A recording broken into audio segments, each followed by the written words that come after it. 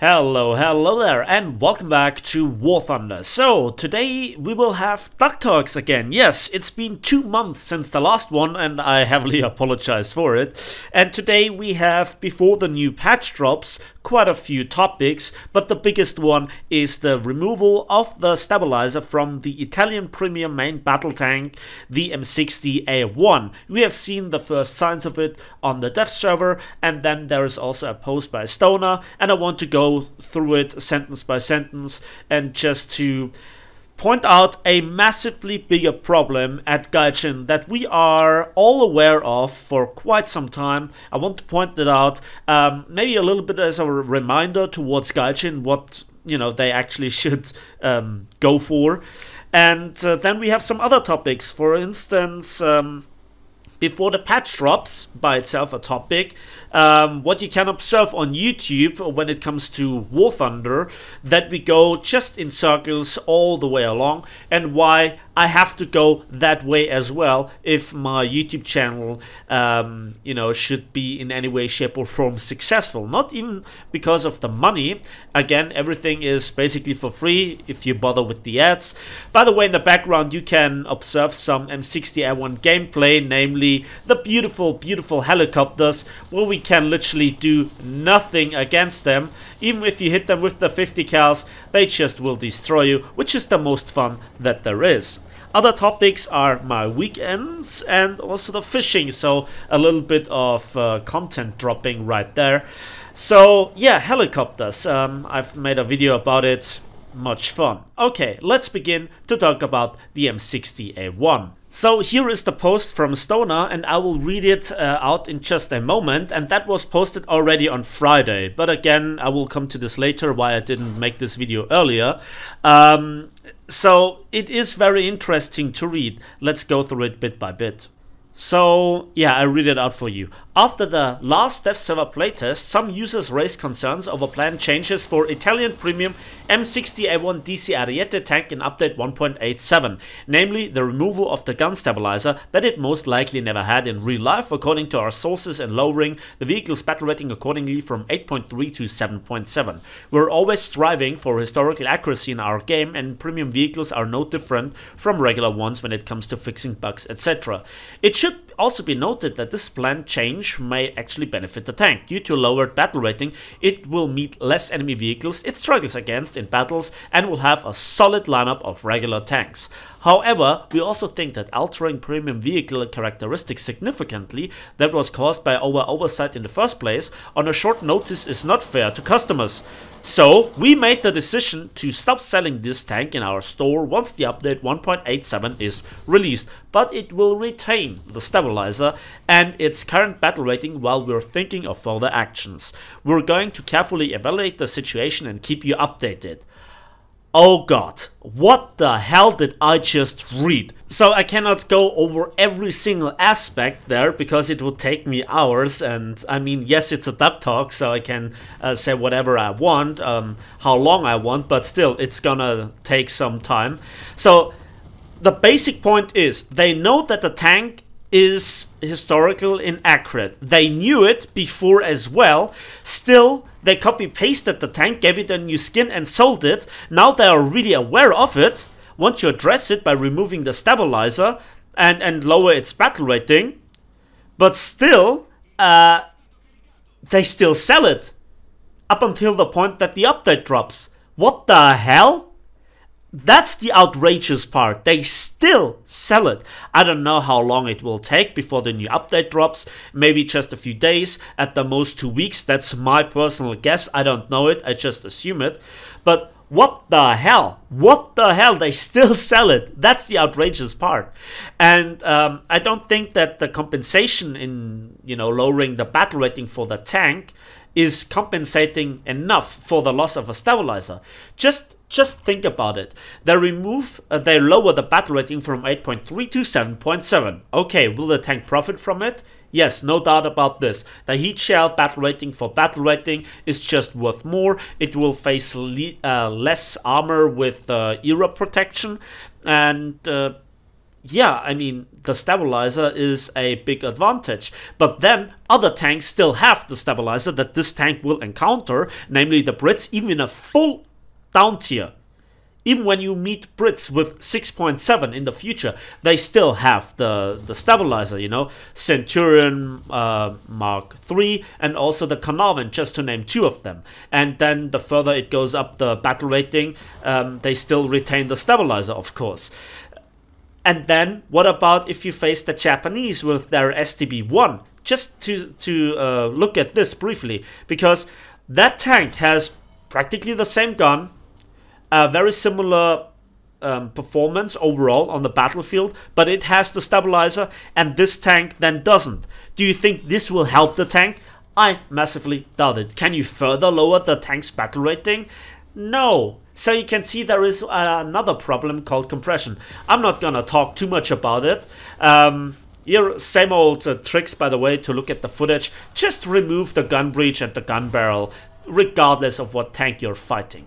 Okay, so a stabilizer is a gigantic thing to have, and even a more outrageous thing to lose. That's one of the selling points. And it's not the first time that we see that a tank is in some way, shape or form historically inaccurate, and they still sell it in an expensive premium bundle and then nerf it later. Do I have to remind you of the Tiger II SLA-16's armor protection on the side of the turret? That was too strong. Yet they still sold it. Then they nerfed it, and especially now we have the diesel tank explosion, just to name here the premium version, when the T-29 came out with its lower glacis, where the ammo rack did not detonate, and there was a hidden plate behind the lower glacis, behind the driver and the machine gunner, the bow machine gunner, that absorbed a lot of the shrapnels and entire shells, and also the turret front with the gun breech being able to repair really quickly.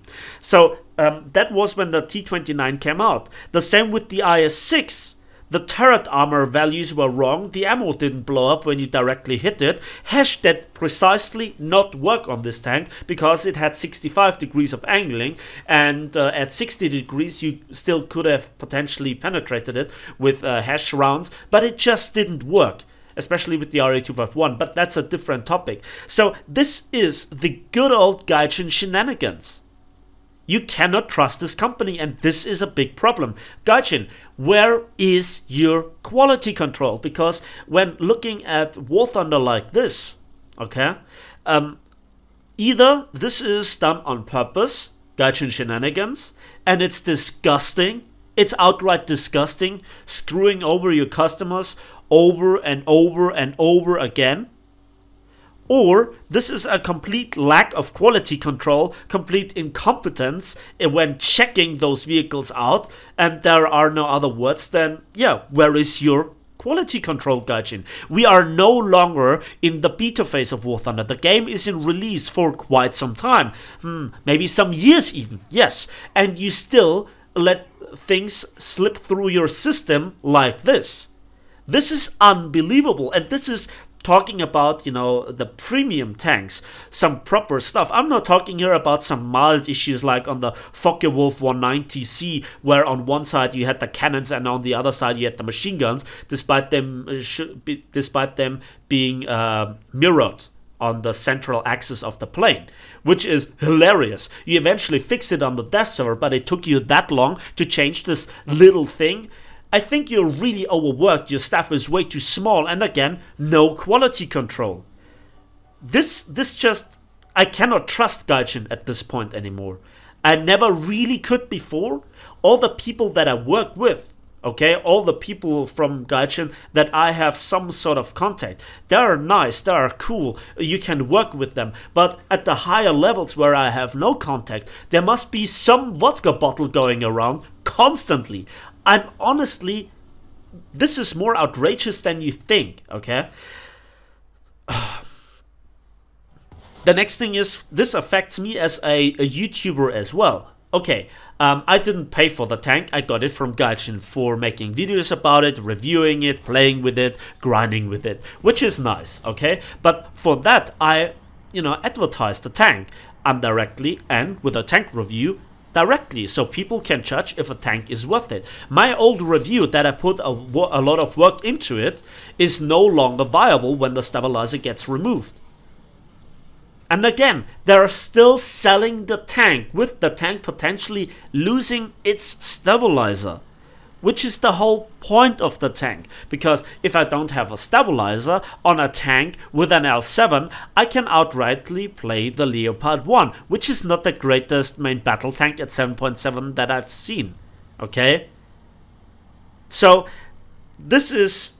I'm lost for words here, and I think I'll cut it right there. So I cannot recommend here any sort of premium tank any longer, because I'm not safe that Gaijin will change anything on this tank, maybe even the selling point, nerfing or buffing shells, changing the battle rating. There is no safety net whatsoever, and as far as I can see, there is no refund for it. They will evaluate it, maybe they'll come up with a good change, but as it stands right now, this is just mind-bogglingly... I'm sparing here the words because, oh my... Honestly, I'm not even shocked. I'm not really surprised, but it is one of those things that shouldn't be that must not be a problem. This is such a dumb situation in its entirety. And when looking in the past, you know...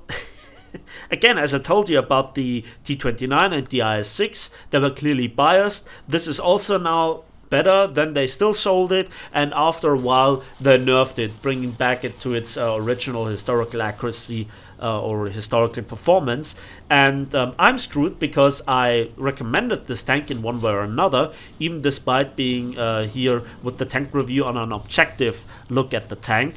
But I still, you know, made the points. It has a stabilizer, it has heat and hash and APDS, it has some armor, and now the stabilizer got removed. And this throws it in a completely different meta, where I don't think the tank is particularly good. I don't think that it is as good. And when they say that the tank is not struggling as much at 7.7 without the stabilizer as with 8.3 with the stabilizer, first of all, I massively doubt it, and still, this is not the tank that many people bought.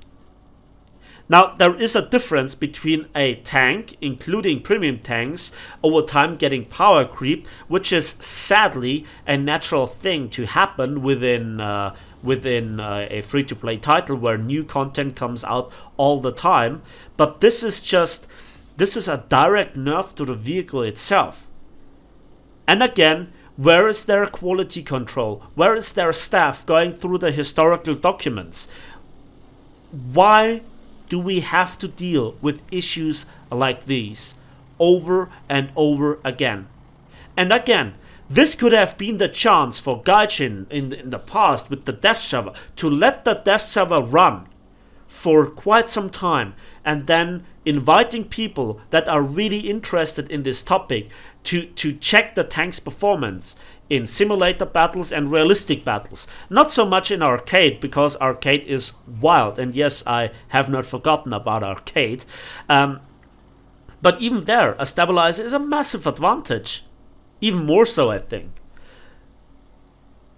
So again, the chance, all the tools are there, the forums are there, the players are there, the people that want to help out Gaijin are there, but Gaijin seems to be definitely not interested in any sort of concerns, and maybe this has slipped through all the nets, including the players, that this tank didn't have a stabilizer. I for myself, you know, was not sure about this tank. I do not really care from a historical perspective about those post-war tanks when it comes to their historical accuracy, except if they're ridiculously broken when it affects the gameplay. So this is, again, as I said, a thing that shouldn't be a problem, that must not be a problem. You cannot trust Gaijin, there is no security in your purchase, and probably the performance of a tank can only last a patch or so. And the most outrageous thing is that they still are selling the tank, despite now being fully aware they should stop the selling of this tank immediately, right there. I have no idea what is stopping them from selling it right now, or even on Friday. This is beyond me. Okay, let's talk about some other topics. Okay, the new patch will drop, and it has a lot, and I mean a lot of high tier content. So yeah, what can you expect from YouTube in general and from War Thunder gameplay experience? Well, in the first few days after the patch drops, the matchmaker will be broken, matches will be highly imbalanced, all the new top tier tanks will just feast on the previous top tier tanks, and it will be an absolute madhouse. As it stands, as from the dev server, we can expect that the Leopard 2A5 will be absolutely broken and will just slaughter Abrams and other nations' main battle tanks left, right and center.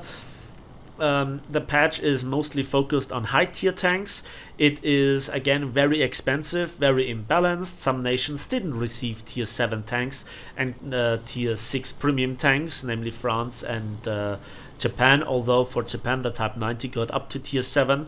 And also on YouTube, every single YouTuber, including me, I have to be completely honest with you, will feature the new stuff. Why? Because this is now the hot time for YouTubers to feature the high tier tank stuff, to just generate absurd amounts of clicks, likes and especially subscribers. And it's just simply this small number, this amount of subscribers that makes you important.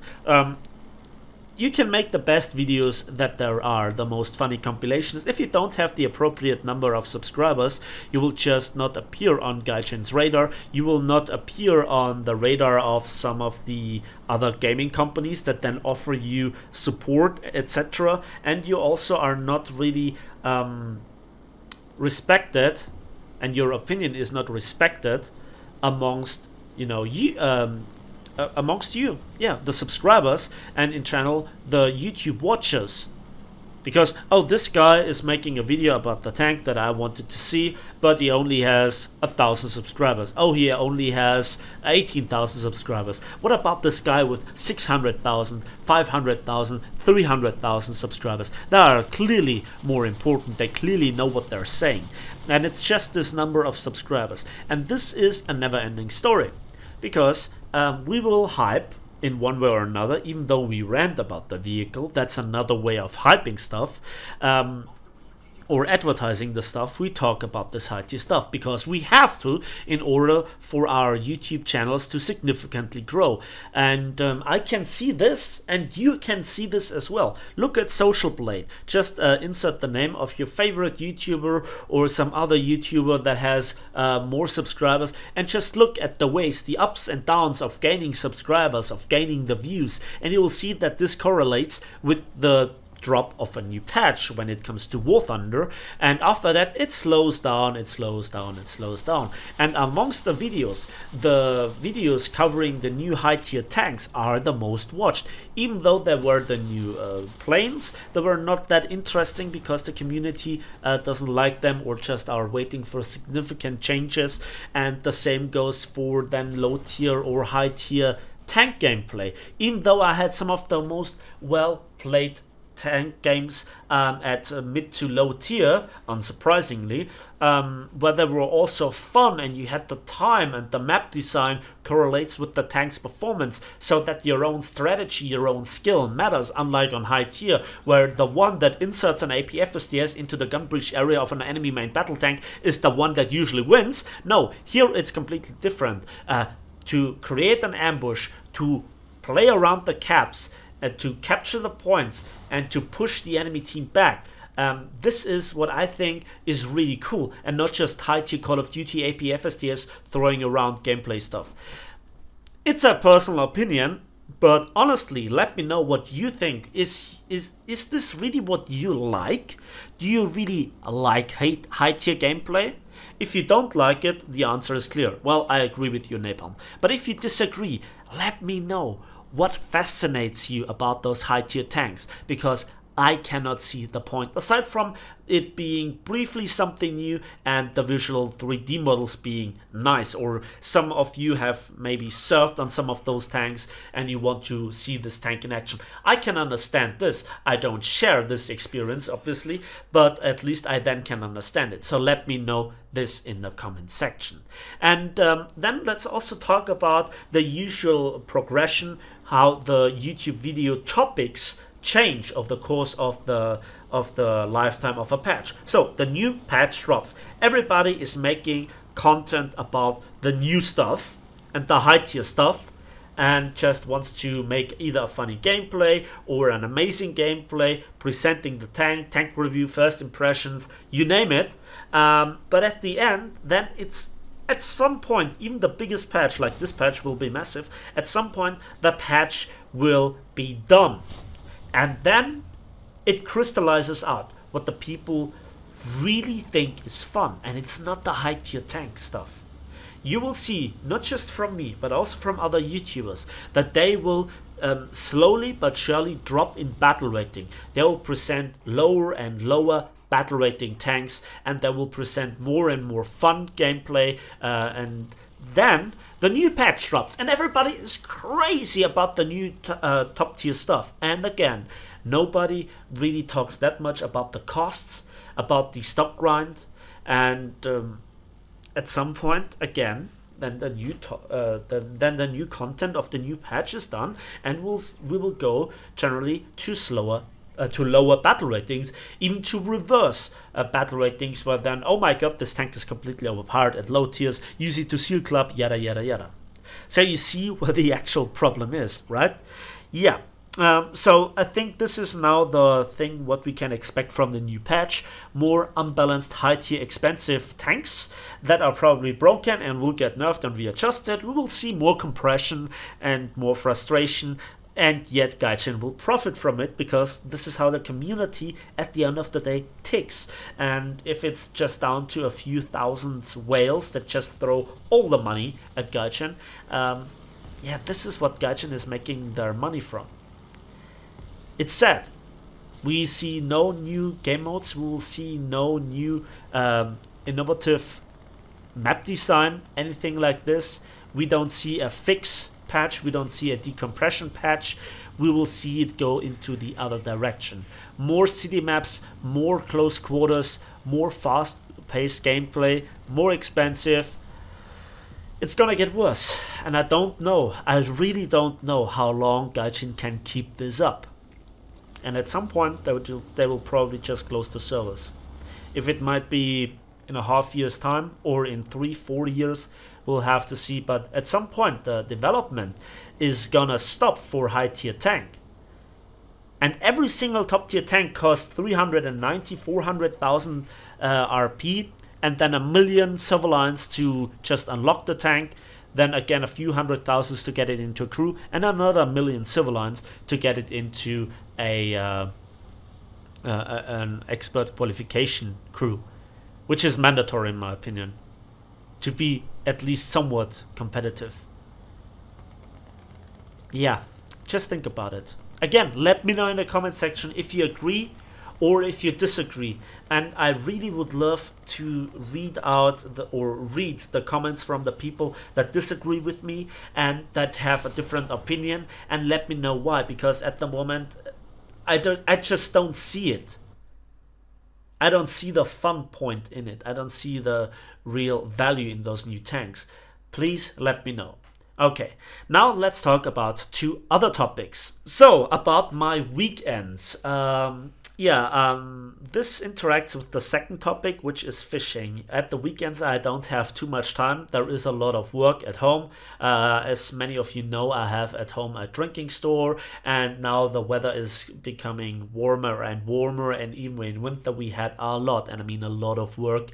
It's not that we make it's not that we sell insane amounts of drinking stuff, water, beer, wine, and you name it, but it's just that every single company has a different sort of box, a different sort of bottles. Even the bottles are now printed with the logos of that company, and you have to sort it out when the people bring that stuff back. It's not this, I guess, throwaway mentality like in America. This is like recycling stuff, but to sort it out and to bring it back then into a delivery package that the company that delivers you the beer and whatever takes back. Yeah, that takes a lot of work. And then we also have some other side topics like delivering coolant stuff. Yeah, so this robs a lot of time. Even on Sunday I have to work and to deliver some goods to some companies because I have no time on the normal work days for that. And so then the rest of the time will be occupied with fishing. And yeah, so far I just was out there to get the stretches of water to know, you know, whether fish are probably there, the depth of the water, the current of the water, and or the currency. How do you call it? Currency. Okay. And so yeah, I had to also upgrade all my fishing equipment from the old stuff, from, you know, fishing stuff that is good for fishing in a calm lake, to stuff that is fit for, you know, big rivers. And when even a small sized fish gets into the main current of a river, that's a lot of force that you have to deal with. Also, my cousin had birthday and I bought him a Catfish Fishing Rod.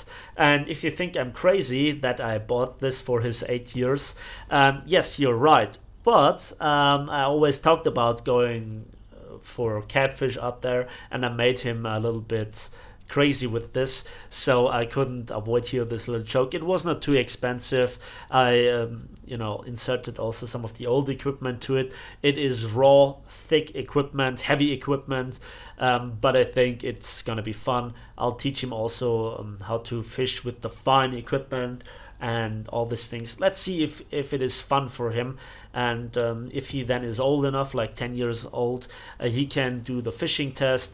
And let's see if I have then enough money to pay for this, and then he can go with me together. So this will be fun. And yeah, there are a lot of plans for barbecuing there on the rivers, to do some camping there, and to potentially catch some of the bigger catfish. And I know that there are a lot of the catfish in there and a lot of the big fish, and I think I found a glorious spot where you have various different types of stretches of water coming together. A lake that's connected to a slow-flowing river that's connected to the fast big river, and with some other hotspots in a very tight spot. So from one spot you can fish 3-4 different spots of water, and I know that this is gonna be successful. So that's it for me with the Duck Talks already. The one final thing to do is answering questions from people from 2 months ago. This is gonna be fun. So the first question comes from Claudie Foken. I hope I pronounced that right. Question: your thoughts about a 0.7 battle rating spread for matchmaking? What I think about it, well, it's basically a 2-step battle rating spread instead of a 3-step battle rating spread. And this is basically the overall approach towards a fast decompression patch, and most of the problems, in my opinion, when it comes to the easy solution, would be gone. It is just a different way of spreading the battle rating to 13 or to 14, so just to reduce it to 0.7. But then we'll see, despite this, in future patches, tanks that are even lower in battle rating, which are then there overpowered. And when a tank is at, let's say, at its battle rating totally overpowered, you need to still change that battle rating. So it is a first step, but not everything. I personally support it, and I don't believe Gaijin if they say that this doesn't work in their internal testing, because we have not seen any of their internal testings, so there is that. The second question, if you like, comes from Surya Mulyavan. I hope I pronounced that right. Why I always have this urge to swim in War Thunder Naval Sea? Well, I have to see it like this, that you're playing your ship, and especially a patrol boat, and you come across those narrow sections between the islands, and the water just looks gorgeous. The waves, the sound, just the visuals are very, very impressive of the water. And I myself have said this multiple times, that I just want to jump off board and just take it for a swim. I absolutely have to agree with that one. Visually, it is stunning. Another question comes from Luis Barros, talking about Let Them Fight. That was the topic of the last Duck Talks. You think that the chat matchmaker should be reverted back to the old format? America, UK and Japan versus Germany, Soviet Union and Italy, with occasionally France on either side. Well, overall, you have to look at what Gaijin gives each nation for their new top-performing jets, etc., and the entire package. So it's not that easy. And if they just would, again, rotate it through randomly, that would be, in general, over the course of many games, be more fair to everybody. If every nation has somewhat a chance to fight with the top-tier planes. And again, the old issues of then the planes getting up-tiered every single time if they're a battle rating lower than the top-tier jets. It is really nasty, and also the stop run is a massive problem. I don't think that a simple insertion of a formula or format solves any sort of problem over the course of a long time. Then there are 3 questions from the Senate. What do you think grand battles will be like? So I'm not quite sure what you're talking about, but I think you talk about a new game mode, a hypothetical one, where you just can use more players on a bigger map in tank RB, combined forces, and I would love to see this from some sort of change from the usual mess that we have. And the next question is, and do you think Enduring Confrontation will come back for RRB? Well, I hope that they make more events. I don't think that is a straight out better replacement for the current RRB, but it would be a nice change for those who are tired of RRB in its current state, which needs overall a rework. Next question and final question from the Senate. Also, do you think Mark 103 30mm accuracy will be ever buffed? Well, I have no idea. I have absolutely no idea, but it absolutely would be something that I would approve of, because on the ground attackers it is hilarious to just miss a tank at point blank range and then crash into it with your duck because you can't pull up because of the weak engines, yada yada yada, while 50 cals are pinpoint accuracy and the American 20mm are pinpoint accuracy, have pinpoint accuracy with their armor piercing incendiary shells, quickly evaporating those light pillboxes with which they also have then how should I say it, as targets instead of light or medium tanks, which are more difficult to hit because they move through alleyways where then you crush into trees, etc, etc. So yeah, 30mm MK103's accuracy should be massively buffed because it is hilariously bad, and there is no longer any sort of argument for what do you call it? Balance. Perry Kofkas asks, GDI or not? Let the flames raised by Cain purify the souls of the guilty ones. A question from Altaraptor. Question: now that the Panther A is at 5.7, the D is like useless, would it be good to make it a 5.3? Oh god, this is a very difficult question because from seeing it from the perspective of the A, which is a really nice tank, the D is really hampered in many situations with its slow turret rotation speed, and it doesn't get any sort of compensation with battle rating. So yes, 5.3 at first glance would be a good thing, but again it would be more compression, and the other nations then would suffer at the hands of a stronger gun at lower battle rating, which is exactly the opposite from the overall main goal that I have, bringing more overall fun and balance to the matchmaker.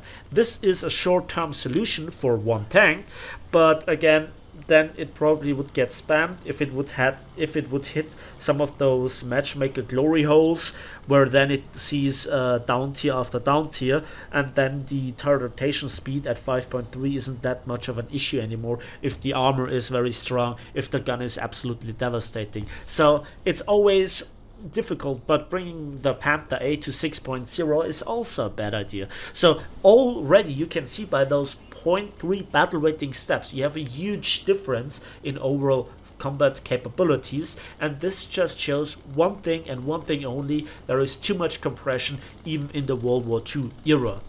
Then there is also an interesting question from Nicktoon1219. He basically asked what I think about the artificial buffs to American helicopters and what the future of SPA looks like, and also when I will make a Discord. So let's begin with the latter one.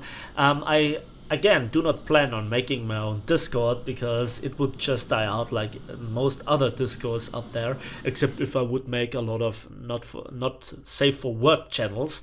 We all know it's the internet. Then the future of SPA, well, I actually anticipate this patch for that reason, to see how the Tunguska will deal with the helicopters and the artificial nerfs to the range, to the ATGMs of the helicopters, and yeah, the buffs of those to some of those American helicopters where you directly hit them with a 105mm L7 heat shell or heat FS shell, and they just only got a critical hit but flew on. That was disgusting. So yeah, there you have your answer, I hope. Gerlach Lever asks, question, do you have a game mode you strongly suggest Gaijin should add to the game? Well, any, and a lot. Then the second question, what do you think of tank simulator battles in general? Well, I like it for a change, but usually I'm busy grinding with the tanks that are not in the rotation for simulator battles. I think simulator battles is a nice, important part. Maybe Gaijin should add a little bit of stuff to make it more attractive, raising the civil line and RP income even more, so that it gets even more attractive. So yeah, I definitely suggest that you guys try it out. It's definitely fun once in a while, but I can't play it all day long, and the team killing is still an issue. People should learn their tanks. It ruined some of my greatest games, and yeah, it's quite a lot of time investment. On the other hand, that's probably the most realistic stuff that we have in War Thunder, and therefore it should stay, and people should play it more. Hugo GH asks, question, how do you play the T-34-85? Kind of new to Russian tanks and have no clue how to play this tank. I've been told that I have to flank, but the tank doesn't even seem especially fast. It has no armor either. Well, the T-34-85, it depends which kind of T-34-85 exactly you talk about. What I remember is that the premium tank has seen quite a slap of speed reduction for whatever reason. It's not reflected in the horsepower to ton ratio, and it is really slow. But in the past, in the very early days of War Thunder, the T-34-85 was just a flanking monster. It was the one-shot beast, and its armor was extremely bouncy. Since then, many game mechanic changes have seen their introduction into War Thunder that made the armor quite less relevant on the tank. Then the mobility got also kind of defeated by some more fast tanks in the game, namely the Hellcat and some other tanks of the same branch, light tanks in general. And while its gun is still very punchy, play the tank carefully, play it a little bit like a slow light tank. I know that's awful, I know that's not really the greatest thing, but play passively, try to make some ambushes, and don't push too hard, and you will have success with the tank, because the gun is still very, very strong, especially if you use the APHE-BC round and not the AP-CBC round, depending again on the type of tank that you have. Don't use APCR, don't use the solid shot if there is any on the lower battle rating T-34 modifications. It's all about APHE-BC. Art and Kate asks a very interesting question. Hi Napalm, do you think that the IS-7 will be offered again, or was it a one-time thing? Thanks and keep up the good work. Well, I think that the IS-7 is one of those rather rare tanks like the E-100, but like the E-100, which got now offered multiple times in multiple events to gain now the coupon for it, this will be offered again in some sort of grotesquely stupid event or whatever, and then you can buy it hopefully for a much cheaper price than initially on the War Thunder market, or you can play for it. So I think that it was not a one-time only thing, but it may take time, maybe even a year or two, before it will get available again. Godsky asks, question, what is your opinion on the Do 335 after the recent flight model changes? Well, I've played the premium one and I was quite impressed with the initial speed and energy retention once you get the thing up to speed. The firepower is devastating, but your team has to preoccupy the enemies and then your speed is just phenomenal. And that is for air RB. For tank RB, yeah, as I said previously, the MK103s are way too inaccurate, but therefore you have 3 of them, so that hail of fire definitely does some damage. Max AR asks, Napalmratte, where is your good morning sunshine, Merc? Well, that's a good question.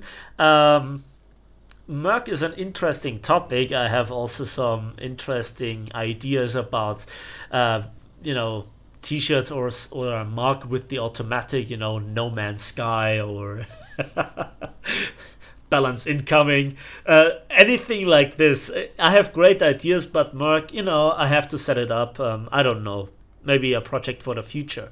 Andreas Gelly asked, what do you think about the M48A1 with 90mm gun having the same battle rating, 7.7, with the 105mm counterparts like Magar and M48 G2? In my opinion, the tank is better suited on 7.3 alongside with M47.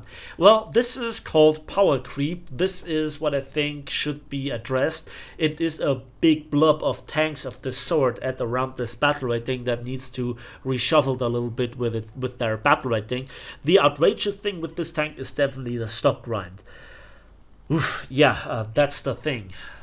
Deadman also asks a question, do you think heavy tanks should be pretty hard to kill from front at their battle rating? Sure, you will need to limit them to a number of said tanks on the field, but be real, the Jumbo is crazy as an example.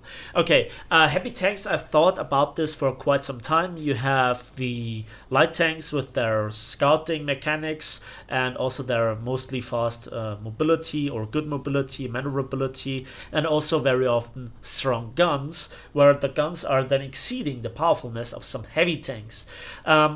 I think then also the medium tanks have at times good armor and some other advantages, like the Americans with their Shermans. They have those vertical stabilizers and also a decent gun, and they also have artillery strikes. The heavy tanks have none of this, so heavy tanks are the most outclassed class in War Thunder. They have no real advantage. Maybe give them some nice perks, like that you can recall your crew 2 times, so replenish your crew instead of 1 crew member up to 2 crew members. Make by default their repair times half as long as some normal repair times for a light, medium or tank destroyer, and the same then goes for maybe give them some other perks, maybe increase the reward for bouncing or observing shots. So there's that, and I think that would greatly benefit the tanks. Obviously, it should not result in then that you have tanks like the IS-6, so the heavy tanks should be somewhat equal in their combat effectiveness or combat capabilities throughout the nations. They should be counterable, but they also shouldn't be in the state that they are currently in. And the last comment comes from Andrew Johnson. Man, you just hate allied teams and tanks. Typical German player. Well, there is a difference from me compared to some other typical players of any given nation. I play all the nations in War Thunder. I played them at every battle rating throughout the patches for now 6 years, and I think that I can judge quite a bit if a certain tank is overpowered and not. And no nation is currently as favored as America. And I see that also a lot of players players that play the American tanks do not fully understand where the benefits are. I'm not saying that they are stupid, but for example, when it comes to the top tier problem, one of the problems is overall the survivability of the Abrams as an example, and the fact that you have also a second Abrams and also the premium Abrams, and then you fall back to the helicopters and to other tanks and to the planes, whereas other nations barely have one capable high tier tank. And this is then an advantage that the American players don't see, and you always can improve your gameplay, but this is a factor that very often is overlooked. But it's also understandable, because not every player that is at this battle rating immediately has all tanks, helicopters and planes upgraded and then sees the benefit. Mostly they are there with only one Abrams. And that then has to go through the stock grind, and I understand this. But so are all other nations. But then they can't, grind another top tier tank. And I think that this has to be seen. So I'm not hating allied teams and tanks. In fact, some of those tanks are my favorite ones and are also pretty balanced, such as the Super Hellcat, which gets you punished for making bad play, but rewards you for using the tank's capabilities and reading the map. And I think there are not that many tanks out there that can do it in the same fashion. So Super Hellcat's still one of my favorites, and I'm not hating on America, but I hate the status that American tanks, planes, and overall the entire tech tree is in, because very often they have just too many advantages, and I wouldn't care if any other nation has the same benefits alongside the Americans. Then you can talk about balance. So that was the final comment, or the final question answered.